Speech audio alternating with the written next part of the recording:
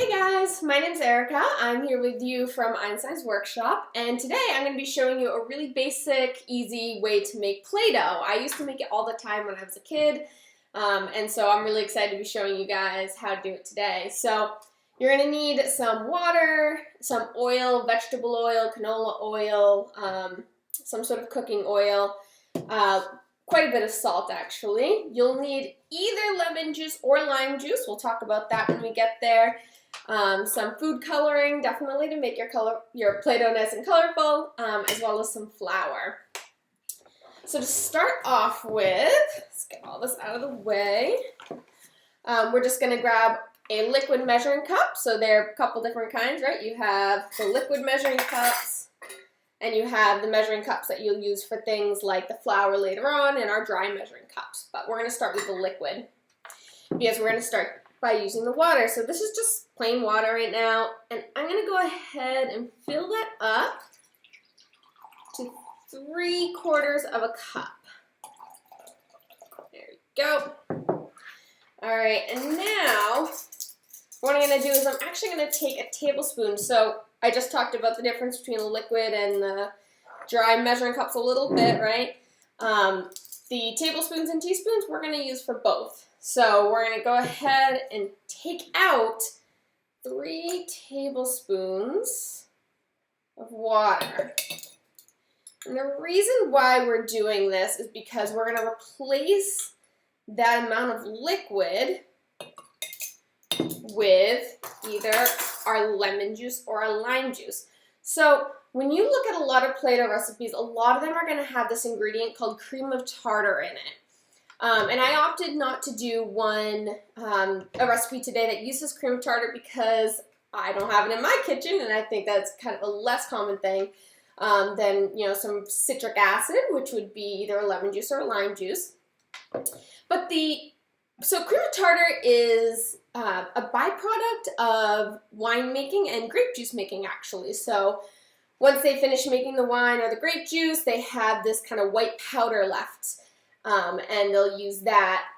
Used to be something they just threw away, but now they'll actually use that because it's really acidic. So talk a little bit about, we actually have some worksheets on our website right now about the pH scale and about how acidic something is or how basic something is. Basic or alkaline, that's going to be the opposite of acidic. So something that's really, really acidic is going to be like battery acid. And something that's not acidic at all, something very, very basic, is going to be something like bleach or drain cleaner. Water, what we're drinking, is going to be right down the middle. That is as neutral as it gets for the most part. So when you look at the scale, you can actually see that cream of tartar is going to be a 5 on the acidic scale, but citric acid is actually going to be a little bit higher on the acidic scale. It's a little bit more acidic. It's actually a 3. But the big difference between the cream of tartar and the citric acid, the lemon juice or the lime juice, is the fact that the lemon juice and lime juice is going to be watered down. So the cream of tartar is 100% acid. It is completely an acid. Whereas the lemon juice and the lime juice is going to be only about 3% acidic, only about 3% acid in there. So why all this talk about acid and the pH scale and citric acid and cream of tartar and all that? Because acid's actually a really important part of Play-Doh. It helps get all of the stretchiness in it, and it also helps it hold its shape, which is really important for building, right? And so I'm actually going to use my lemon juice today, just because I have way more lemon juice than I do lime juice. And we're going to be doing 3 tablespoons. We're just going to replace that same amount of liquid that we just took out. And we're going to place it 1 and 2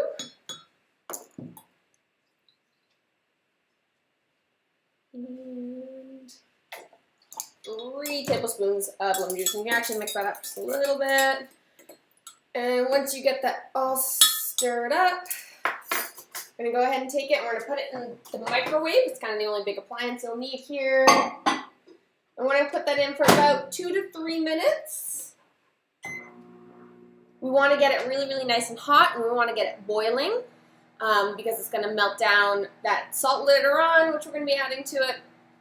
So while that's happening, while it's in the microwave, we're going to grab a small bowl and we're going to mix in our dry ingredients. So the first one we're going to do is the flour. And the best way to measure out flour is to grab yourself a paper towel. We're going to put that right on the paper towel. We're going to be doing a cup of flour. And you can go ahead and scoop it right on top of the paper towel so that if you're getting flour, I know I get flour everywhere when I'm measuring it, and have it right on top of the paper towel so that it doesn't go all over your table and so you can save it afterwards too. Alright, and the reason why we're going to be scooping it like this is when you're using flour, you don't want to pack it down. So if you were to take any old measuring cup and just kind of like scoop it up, what you're doing is you're packing that flour way, way down. You're going to get more flour that way, which isn't what the recipe calls for. The recipe only calls for a cup. So we want to make sure that it's a nice fluffy cup. So we're going to scoop it into our 1 cup measure. Then we're going to grab something flat. I like to use chopsticks because my chopsticks are super flat, and a lot of people like to use kind of the blunt end of a butter knife. My butter knives are curved, so that doesn't work for me. But we're just going to go ahead and level that off. Beautiful. And we're going to dump that right into our little bowl. Just keeping an eye on my lemon juice water combo over here, which is in the microwave. And then you can grab that paper towel and dump the rest right back into your flour container. I love because then I don't make messes everywhere. Alright, the other thing that you're going to be adding as a dry ingredient is the salt. So you're actually going to need quite a bit of salt. You're going to need a 1/4 cup of salt. You know, most recipes you're asking for like a teaspoon of salt, little tiny amounts, but lots of salt in Play-Doh. We're going to do the same thing. We're going to pour it over the paper towel. We're going to level it off. And dump it in right into our flour. And this is like way trickier because I don't have a big container for my salt. Let's see if I can aim this back into my salt. Oh, that's not bad actually. I think I got most of it in there. Made a little bit of a mess, but my cooking always comes with a little bit of mess. Alright, and we're going to go ahead and stir that up.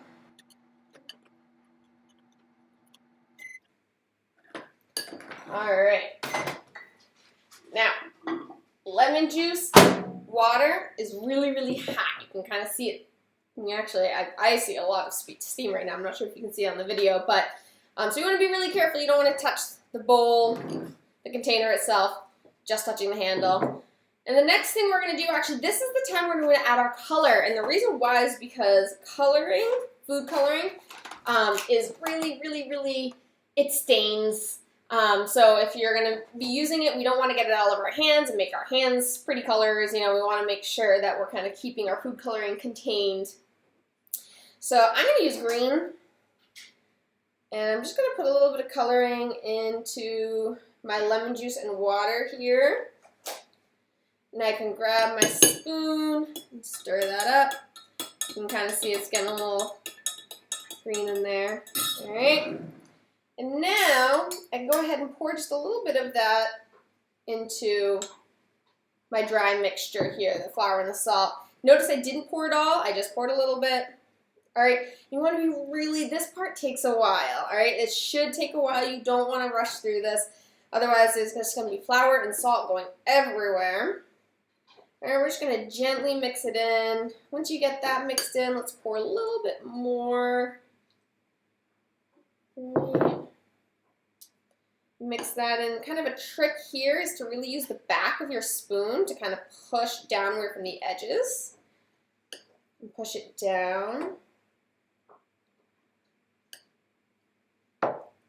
You can kind of see that it's starting to make like a dough. So if you guys have ever made cookies before, or bread, or cake even, kind of see that dough starting to form. Let's do a little bit more. And the reason why we're doing the water in such kind of small portions at a time is the fact that we actually might not need all of the liquid. All right, so we're going to mix it in, and as we do, we're going to keep an eye on our dough. And see when it starts to turn kind of into like a Play-Doh type of substance, you know. And it's going to start to get difficult to kind of mix together. That's good. You don't want it. Ah, see, I'm making a mess already. All right, put a little bit more.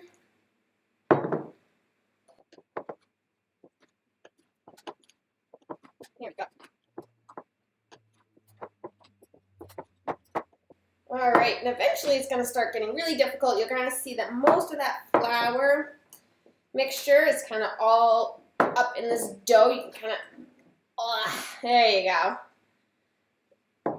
All right, it's going to get a little sticky. That's okay. Actually, one thing that's going to help with that is our last ingredient here is going to be the oil. And the oil is basically just going to make it a little bit less sticky so it's not sticking to the surfaces when you're playing with it. We're just going to do a tablespoon of that. All right. Dump that in. All right. Keep mixing that in there.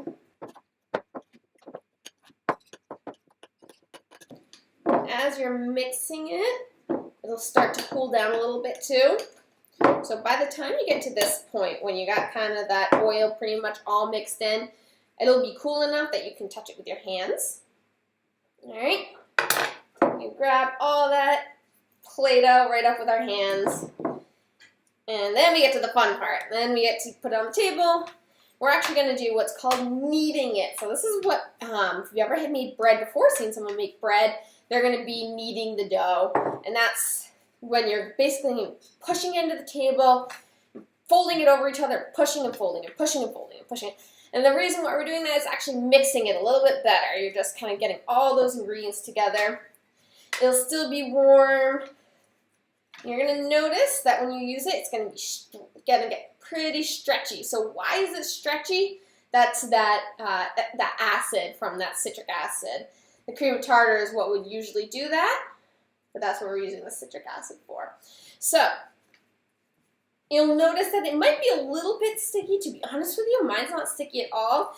My last batch was a little bit stickier than this one. They just kind of turn out differently every time, but mine's not too bad. So once you kind of get it into your dough, you're good to play with it if you want. So one of the things that will make it a little bit stiffer is actually going to be to cool it down. So you're going to store it just in a plastic bag, and the best way to cool it down is going to be to put it in a plastic bag and flatten it out. And the reason why we're flattening it out is actually the more flat that we can get it, the more surface area there is. So when you flatten out a piece of pretty much anything, when you're going to take your macaroni and cheese on a plate and you push it around your plate, it's going to cool off faster than if you have a big glob of macaroni and cheese on your plate, because you're going to leave kind of some space for some of that hot air and all that heat to come out. I have some Play-Doh here that I made yesterday and I flattened out, and let's see. So this stuff is completely cooled down, and the biggest difference between this purple stuff that I made yesterday and the green stuff that I just made now is that it's actually going to hold its structure a little bit better. So when I make, kind of like a snake with it or a tower with it, it'll stay up way better, like normal Play-Doh would stay up. It'll stay up into whatever kind of shape I make it once it's cooled down a little bit. So there you go. So that's really the simplest way that you can make Play-Doh. You can add different things to it. One of my personal favorites is adding glitter to Play-Doh.